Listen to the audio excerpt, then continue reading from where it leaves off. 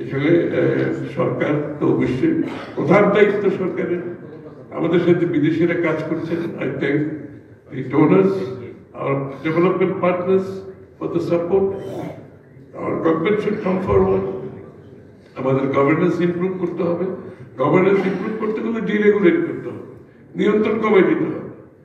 আপনি গভর্নেন্স যদি ভালো চান, আপনি নিয়ন্ত্রণ কমাই আনতে হবে, সোজা কথা। আমি আপনাদেরকে একটা কথা বলে যাচ্ছি আজকে, আমি প্রত্যেক দিন একটি কথা বলছি, আগামী দিনের সুযোগ থাকলে আমরা সিরিয়াস ডিরেগুলেশন করে নেবো বাংলাদেশে। সিরিয়াস ডিরেগুলেশন, একেবারে আপনার সিরিয়াস লিবারালাইজেশন করতে হবে।